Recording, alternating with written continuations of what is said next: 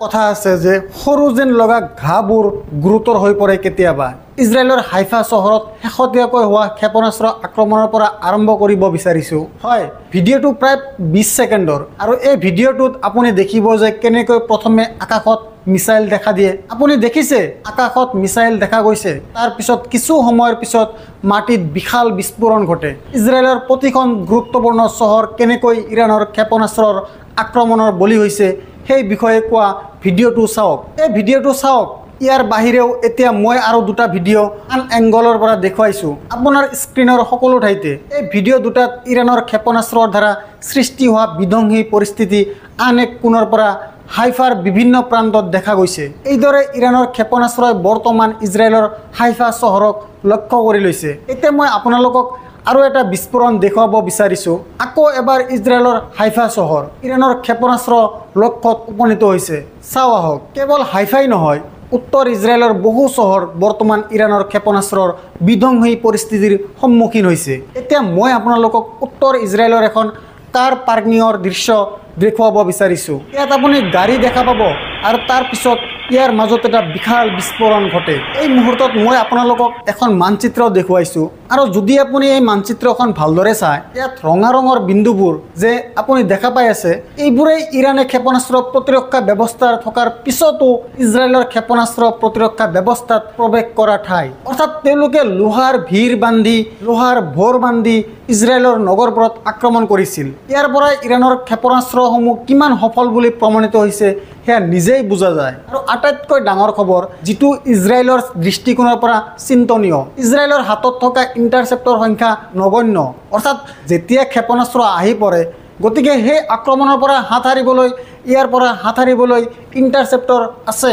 ইৰাণৰ হাতত বহুত বেছি সংখ্যক ক্ষেপণাস্ত্ৰ আছে ইজৰাইলৰ ইণ্টাৰচেপ্টৰ তুলনাত। এইটো অতি চিন্তনীয় কথা আৰু এই কথা ৱাৰ্ল্ড ষ্ট্ৰীট জাৰ্নেলৰ বাহিৰে আন কোনোৱে কোৱা নাই। আমাৰ কাকতখনে ইয়াক ৱাৰ্ল্ড ষ্ট্ৰীট জাৰ্নেল বুলি অভিহিত কৰিছে, যিটো আমি আলোচনা কৰিম। কিন্তু মই আপোনালোকক আন এটা ভিডিঅ' দেখুৱাব বিচাৰিছোঁ আৰু এই ভিডিঅ'টো হৈছে পশ্চিম পাৰৰ মাছাহা গাঁৱৰ ওচৰত নিৰ্মিত এলকানা বসতি। আৰু ইয়াতো আপুনি 17 ছেকেণ্ডৰ এটা ভিডিঅ' চাব। ইৰাণে ইজৰাইলক লক্ষ্য কৰি কেনেকৈ আক্ৰমণ কৰিছে, ইৰাণে ইজৰাইলক লক্ষ্য কৰি কেনেকৈ আক্ৰমণ কৰিছে। আৰু এইখন পশ্চিম পাৰৰ ওচৰৰ মাছাহা ভিলেজ হয়, সেই পশ্চিম পাৰ য'ত ইজৰাইলৰ সেনাই পেলেষ্টাইনীসকলক নিৰ্মমভাৱে অত্যাচাৰ কৰিছিল। একেটা পশ্চিম পাৰৰ সমীপৰ এলকানা বসতিস্থলত ইৰাণৰ এটা ক্ষেপণাস্ত্ৰ পৰিল, য'ত বৃহৎ সংখ্যক ইজৰাইলী বসতি প্ৰধান লোকে বাস কৰি আছে। চাওঁ আহক। কিছুদিন আগতে মই কোৱাৰ দৰে ইজৰাইলৰ ইণ্টাৰচেপ্টবোৰ দিনটোৰ লগে লগে কমি যাই আছে। আটাইতকৈ ডাঙৰ কথাটো হ'ল, বহু পশ্চিমীয়া বিশেষজ্ঞই কৈছে যে অতি সোনকালে যুদ্ধবিৰতি ঘোষণা কৰিব লাগে, কাৰণ ইৰাণৰ ক্ষেপণাস্ত্ৰৰ কোনো উত্তৰ ইজৰাইলৰ হাতত নাই। তেওঁৰ ছ-কল্ড আইৰণ ডোম বেয়াকৈ এক্সপ'জ হৈছে। আৰু ৱাৰ্ল্ড ষ্ট্ৰীট জাৰ্নেলৰ এই প্ৰতিবেদনৰ প্ৰতি আপোনালোকৰ দৃষ্টি আকৰ্ষণ কৰিব বিচাৰিছোঁ। ইজৰাইলৰ ডিফেন্সিভ ইণ্টাৰচেপ্টৰ অভাৱ হৈছে, অফিচিয়েলে কয়। সহজ ভাষাত ক'বলৈ গ'লে, আমেৰিকাৰ এজন বিষয়াৰ মতে ইজৰাইল এতিয়া ডিফেন্সিভ এৰ' ইণ্টাৰচেপ্টৰ অভাৱত আছে, যাৰ বাবে এই উদ্বেগ বৃদ্ধি পাইছে যে যদি এই সংঘাত সোনকালে বন্ধ নহয়, তেন্তে ইৰাণৰ দীৰ্ঘ দূৰত্বৰ বেলিষ্টিক মিছাইল বন্ধ কৰাত দুৰ্বল হৈ পৰিব পাৰে। এই সমস্যাৰ বিষয়ে আমেৰিকাই ইতিমধ্যে জানিছিল আৰু সেইবাবে ৱাশ্বিংটনে স্থল, সাগৰ আৰু আকাশৰ তিনিওটা ঠাইৰ পৰাই ইজৰাইলৰ প্ৰতিৰক্ষা শক্তিশালী কৰাৰ চেষ্টা কৰিছে। জুন মাহত সংঘাত তীব্ৰতৰ হোৱাৰ পিছৰে পৰা পেণ্টাগনে এই অঞ্চললৈ অধিক ক্ষেপণাস্ত্ৰ প্ৰতিৰক্ষা ব্যৱস্থা প্ৰেৰণ কৰিছে। এতিয়া এই চিন্তাই আমেৰিকাকো অশান্তি দিছে যে ইয়াতো ইণ্টাৰচেপ্টৰৰ নাটনি হ'ব পাৰে। মন কৰক, মই ইয়াত কি কৈছোঁ, ইজৰাইলত ইণ্টাৰচেপ্টৰ অভাৱ হ'ব বুলিয়েই বিষয়টো নহয়। এতিয়া আমেৰিকাই চিন্তিত যে ইয়াৰ হাতত থকা ইণ্টাৰচেপ্টৰ সংখ্যাও হ্ৰাস পাব পাৰে। সেইবাবে আমেৰিকা যুদ্ধবিৰতি ঘোষণা কৰিব পৰা যাব নেকি তাৰ উপায় বিচাৰি আছে। আন একো নহয়, তেন্তে অস্থায়ী যুদ্ধবিৰতি ঘোষণা কৰিব পাৰেনে? অৰ্থাৎ কিছু সময়ৰ বাবে শান্তি থাকিব লাগে আৰু ইজৰাইলে পুনৰ নিজৰ ৰূপত আহিব পাৰে। আপোনাৰ স্ক্ৰীণত ৱাৰ্ল্ড ষ্ট্ৰীট জাৰ্নেলৰ প্ৰতিবেদনৰ এই দিশটোৰ প্ৰতি আপোনালোকৰ দৃষ্টি আকৰ্ষণ কৰিব বিচাৰিছোঁ। ইৰাণৰ হাতত ইজৰাইলৰ সমান ক্ষেপণাস্ত্ৰ আছে আৰু আমেৰিকাৰ হাতত ইণ্টাৰচেপ্টৰো নাই।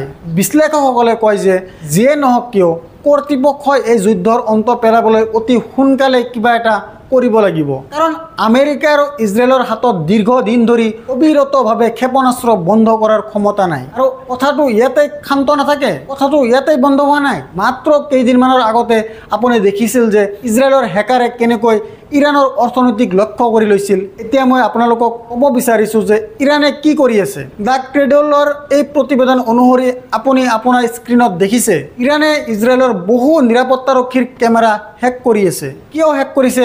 তাৰ CCTV কেমেৰা, যাতে ই ইজৰাইলৰ স্থানসমূহক অধিক সংগঠিত আৰু কেন্দ্ৰীভূতভাৱে আক্ৰমণ কৰিব পাৰে। আপুনি ঠিকেই শুনিছে, এই সময়ত এই যুদ্ধখন কেনেদৰে চলি আছে আৰু এই যুদ্ধই কি দিশত আগবাঢ়িছে সেই বিষয়ে কাৰো কোনো ধাৰণা নাই। ইৰাণে এই যুদ্ধক এই পৰ্যায়লৈ লৈ যাব পাৰিব বুলি কোনেও কল্পনা কৰা নাছিল। দ্য ক্ৰেডলৰ প্ৰতিবেদন বিবেচনা কৰক। ইৰাণে সমগ্ৰ ইজৰাইলতে নিৰাপত্তা কেমেৰা হেক কৰি মিছাইলৰ সঠিকতা উন্নত কৰিছে। সহজ ভাষাত ক'বলৈ গ'লে নিৰাপত্তাৰক্ষী কেমেৰা হেক কৰা হৈছে যাতে মিছাইলটোৱে নিজৰ লক্ষ্যত পৰিব পাৰে। এই কথা প্ৰমাণ কৰিবলৈ মই আপোনালোকৰ আগত এটা ভিডিঅ' উপস্থাপন কৰিব বিচাৰিছোঁ। এই ভিডিঅ'টো হৈছে ইৰাণৰ গাভিয়াম টেকন'লজি পাৰ্কত আক্ৰমণৰ, আৰু এই আক্ৰমণ বৰ্চিবাৰ্গ গাইৱাম টেকন'লজি পাৰ্ক। ইৰাণৰ ক্ষেপণাস্ত্ৰ এখন চিকিৎসালয়ক আক্ৰমণ কৰা একেখন ঠাই বৰ্চিবা। ইয়াত ইৰাণে আক্ৰমণ কৰে চৰগো হস্পিটেলত। এতিয়া এই টেকন'লজি পাৰ্কত আক্ৰমণ সম্ভৱ হৈছিল কাৰণ ইয়াৰ চিকিউৰিটি কেমেৰা ইৰাণে হেক কৰিছিল। এই ভিডিঅ'টো চাওক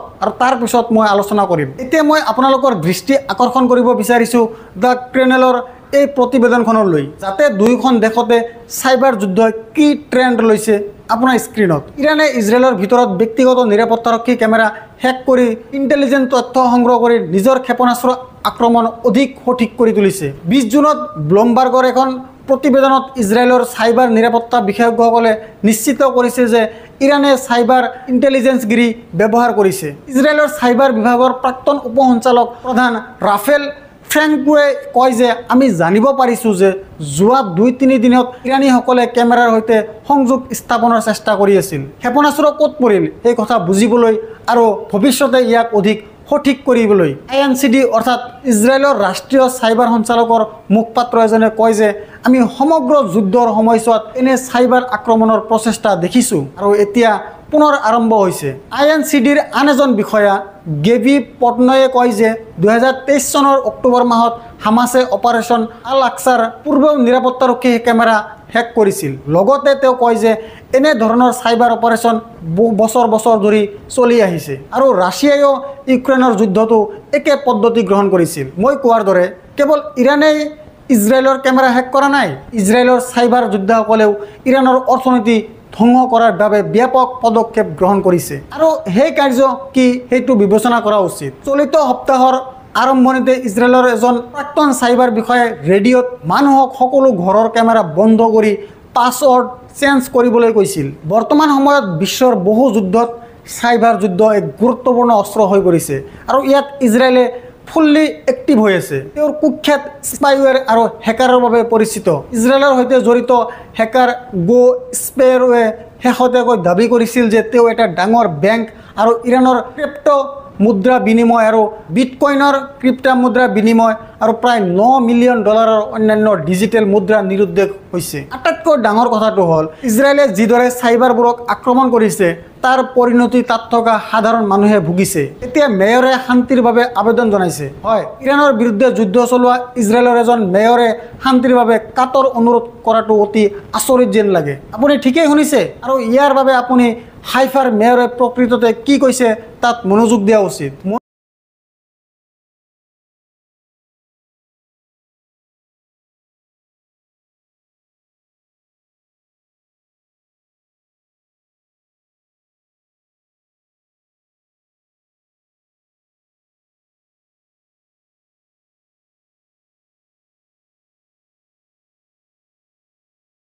মনোযোগ দিব লাগে। এই খেলৰ আসল নাম শান্তি, এই খেলৰ আসল নাম শান্তি। তাত এজন মেয়ৰে এই কথা কৈছে, মনোযোগ দিব লাগে, ইয়াৰ আসল নাম শান্তি। শুক্ৰবাৰে CNNৰ সৈতে হোৱা কথা বতৰাত উত্তৰ ইজৰাইলৰ হাইফা চহৰৰ মেয়ৰ জোনা ইয়াহাই CNNৰ সৈতে কথা বতৰা উত্তৰ ইজৰাইলৰ হাইফা চহৰৰ মেয়ৰ জোনা ইয়াহাই তেওঁ লগতে প্ৰকাশ কৰে যে আমেৰিকাৰ ৰাষ্ট্ৰপতি ডোনাল্ড ট্ৰাম্পে ইৰাণৰ বিৰুদ্ধে কৰা কাৰ্যত সানি জড়িত। এই সিদ্ধান্তৰ বাবে নিৰ্ধাৰণ কৰা 2 সপ্তাহৰ সময়সীমা অতি দীঘলীয়া। CNNৰ নিক ৰবাৰ্টছনৰ সৈতে হোৱা কথা বতৰাত তেওঁ কয় যে ইৰাণৰ শেহতীয়া ক্ষেপণাস্ত্ৰ আক্ৰমণত হাইফাত কোনো লোকৰ মৃত্যু হোৱা নাই। ইজৰাইলৰ জৰুৰীকালীন সেৱাৰ মুঠ 21 জন লোক আহত হয়। ইয়াৰে 3 জনৰ অৱস্থা সংকটজনক। ইয়াহাবে কয় যে তেওঁ যুদ্ধ ভাল নাপায় আৰু তেওঁ নিজেই এতিয়ালৈকে 10খন যুদ্ধ দেখিছে। তেওঁ পুনৰ কয় যে প্ৰকৃত উদ্দেশ্য হৈছে শান্তি। ইজৰাইলৰ এজন নেতাই প্ৰকৃত উদ্দেশ্য শান্তি বুলি কৈছে বুলি শুনিবলৈ আচৰিত লাগে। ইজৰাইল যিয়ে গাজাৰ ভিতৰত, লেবাননৰ ভিতৰত আৰু ইৰাণৰ লগত যুদ্ধ কৰি আছে। যেতিয়া তেওঁ ইৰাণৰ পৰা উপযুক্ত উত্তৰ পাই আছে, তেতিয়া তাত থকা দেশখনে এমাহ ধৰি কাটৰ অনুৰোধ কৰিছে আৰু তেওঁ কয় যে ইহুদী আৰৱ উভয় সম্প্ৰদায়ৰ লোকে বাস কৰা তেওঁৰ চহৰখনে 100 বছৰতকৈ অধিক সময় ধৰি শান্তিপূৰ্ণ।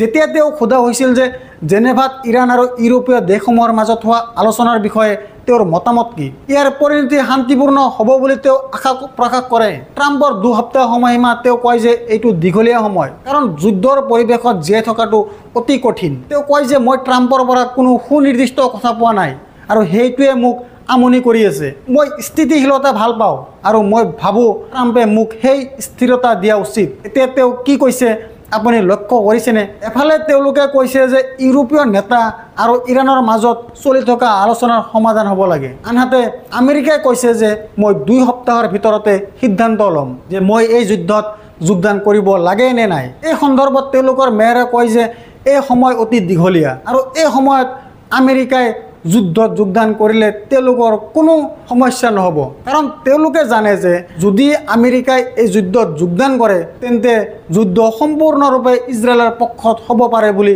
ক'ব পাৰোঁ। কাৰণ মাত্ৰ খন্তেক আগতে মই আপোনালোকক ৱাল ষ্ট্ৰীট জাৰ্নেলৰ এটা প্ৰতিবেদন দেখুৱাইছিলোঁ, য'ত লিখা আছিল যে ইৰাণৰ হাতত থকা মিছাইলতকৈ আমেৰিকা আৰু ইজৰাইলৰ ইণ্টাৰচেপ্টৰ বহু কম। অৰ্থাৎ এই মেয়ৰৰ মনোভাৱত ক'ৰবাত এক প্ৰকাৰৰ দ্বৈত মানদণ্ড দেখা যায়। তেওঁ শান্তিৰ বাবে কথা কৈ আছে যদিও তেওঁ এইটোও কয় যে আমেৰিকাই এই যুদ্ধত যোগদান কৰিব লাগে আৰু এইটোৱে ইজৰাইলৰ মাপকাঠি। মই কি কৈছিলোঁ আপুনি বুজিছেনে? যিয়ে নহওক, মই আপোনালোকক ক'ব বিচাৰোঁ যে আলোচনা আৰম্ভ হৈছে আৰু প্ৰচেষ্টা জোৰদাৰভাৱে কৰা হৈছে আৰু ইতিমধ্যে ইৰাণৰ বৈদেশিক মন্ত্ৰী আৰাখীৰ বক্তব্যত কোৱা হৈছে যে চাওক, আমি কেতিয়াও কূটনীতিৰ পথ পৰিত্যাগ কৰা নাই।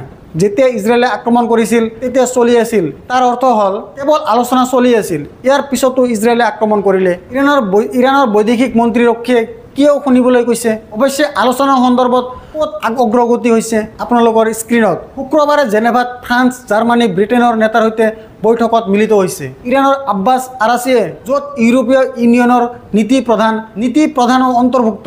এই বৈঠকৰ পূৰ্বে ব্ৰিটিছ বৈদেশিক মন্ত্ৰী ডেভিড লেমিয়ে কয় যে এতিয়া এনে এটা সমাধান আছে যাৰ দ্বাৰা মধুৰত বৰ্ধিত উত্তেজনা শেষ কৰিব পৰা যাব। তেওঁ আমেৰিকাৰ ৰাষ্ট্ৰপতি ডনাল্ড ট্ৰাম্পৰ কথা উল্লেখ কৰিছিল, য'ত তেওঁ ইৰাণক আক্ৰমণ কৰাৰ পূৰ্বে কূটনীতিৰ বাবে 2 সপ্তাহ সময় দিব বুলি কৈছিল। সংঘাত আৰম্ভ হোৱাৰ পিছত ইৰাণ আৰু পশ্চিমীয়া নেতাৰ মাজত এইটোও প্ৰথমখন মুখামুখি বাৰ্তালাপ, কিন্তু বৰ্তমান কোনো ডাঙৰ সফলতাৰ আশা যেন কম। মোৰ মনৰ কথা কওঁ, কি হৈছে? মোৰ বোধেৰে ইজৰাইলে কিছু সময়ৰ বাবে যুদ্ধবিৰতি বিচাৰে যাতে ই পুনৰুদ্ধাৰ কৰিব পাৰে, অৰ্থাৎ আকৌ এবাৰ প্ৰস্তুতি চলাব পাৰে আৰু 15-20 দিনৰ যুদ্ধবিৰতি বা এমাহৰ যুদ্ধবিৰতিৰ পিছত পুনৰ আক্ৰমণ কৰিব। ইৰাণে পাৰমাণৱিক বোমা বনাইছে বুলি কোৱা হয়, কাৰণ আপুনি বুজিব লাগিব যে এই সময়ত ইজৰাইলৰ প্ৰচণ্ড লোকচান হৈছে। অনুগ্ৰহ কৰি আপোনাৰ স্ক্ৰীণত এই খবৰটোলৈ মনোযোগ দিয়ক। ইৰাণৰ মিছাইল আক্ৰমণৰ আঘাত ইজৰাইলৰ বিজ্ঞানৰ ক্ৰাউন জুৱেল ৱেজমেন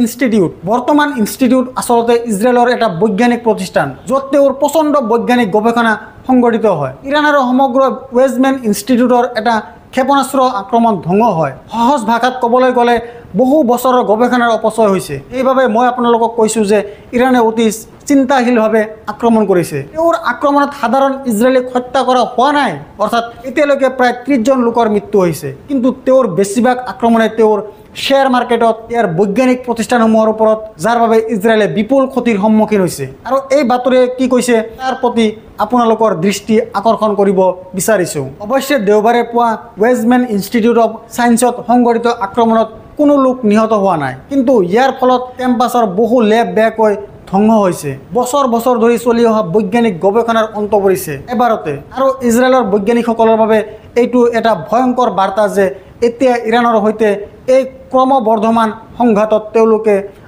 তেওঁলোকৰ জ্ঞান প্ৰত্যক্ষ লক্ষ্য আণৱিক কুক জীৱকুক আৰু আণৱিক স্নায়ু বিজ্ঞান বিভাগৰ অধ্যাপক ওৰেন শলনাৰ, যাৰ লেব এই আক্ৰমণত বেয়াকৈ ধ্বংস হৈছিল। তেওঁ কয় যে ইৰাণৰ বাবে এক নৈতিক জয়। তেওঁ ইজৰাইলৰ বিজ্ঞানৰ প্ৰতিপতিত আঘাত আনিছে। বিবেচনা কৰক যে ইৰাণৰ বাবে এইটো এটা নৈতিক জয় আৰু তেওঁলোকে ইজৰাইলৰ বৈজ্ঞানিক গৱেষণাক আক্ৰমণ কৰিছে। সমান্তৰালভাৱে মই আপোনালোকক ক'ব বিচাৰিছোঁ যে ইৰাণৰ পৰিস্থিতিও বেয়া, কাৰণ এই মুহূৰ্তত তেহৰানৰ আকাশত ক'ব পাৰি যে ইজৰাইলে য'তেই বিচাৰে তাতে আক্ৰমণ কৰি আছে আৰু তাত যোৱা 60 ঘণ্টা ধৰি ইণ্টাৰনেট ব্লেকআউট চলি আছে। আৰু ইণ্টাৰনেট ব্লেকআউটৰ সন্দৰ্ভত কি খবৰ আহিছে সেইটো বিবেচনা কৰা উচিত। এতিয়া ইৰাণৰ ইণ্টাৰনেট বন্ধ হোৱাৰ 48 ঘণ্টা হ'ল। CNN-ৰ সাংবাদিক ছফ্ট ভিছৰ মতে ইজৰাইলৰ সৈতে চলি থকা সংঘাতৰ মাজতে ইৰাণত মানুহৰ অনলাইন প্ৰৱেশ এতিয়াও অতি সীমিত আৰু ইণ্টাৰনেট বন্ধ হোৱাৰ 48 ঘণ্টা হ'ল। ইণ্টাৰনেট নিৰীক্ষণ NGO নেট ব্লকছৰ তথ্য অনুসৰি বুধবাৰে বিয়লি মাত্ৰ 3%হে ইণ্টাৰনেট সংযোগ লাভ কৰে। তাৰপিছত অতি কমেই বাকী আছে।